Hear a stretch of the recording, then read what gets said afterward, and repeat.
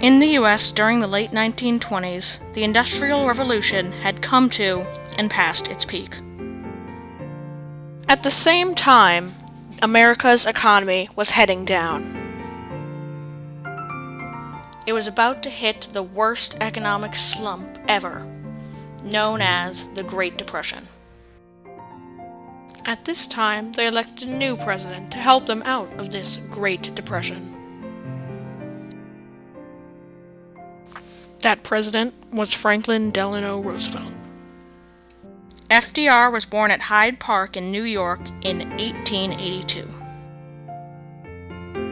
Later in life, while following in the footsteps of his fifth cousin, Theodore Roosevelt, he entered public service through politics as a Democrat and won the 1910 New York Senate seat.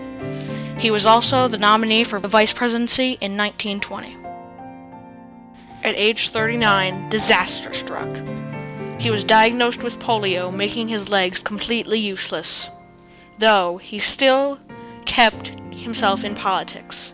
In 1928, he was elected governor of New York. And in 1932, he was elected to the first of his 4 terms as President of the United States. By March, there were 13 million people unemployed, and nearly all banks had closed.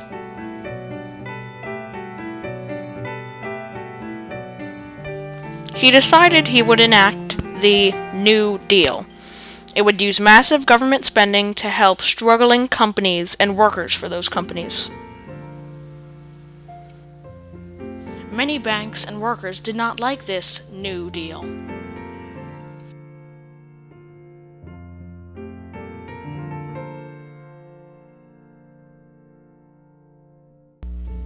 This made heavier taxes on the rich to help the poor. It's sort of a Robin Hood program. When the Japanese attacked Pearl Harbor, Roosevelt finally decided to send the US into World War II.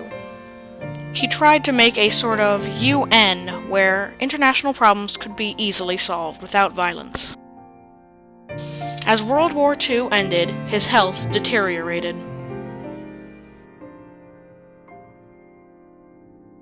On April 12th, soon after being elected to his 4th and final term, he died of a cerebral hemorrhage. By bringing America out of the Great Depression, FDR is considered one of the greatest presidents, next to George Washington and Abraham Lincoln. He is an inspiration to both people with polio and without polio. The president today should follow Roosevelt's footsteps to help us out of our financial and economic problems.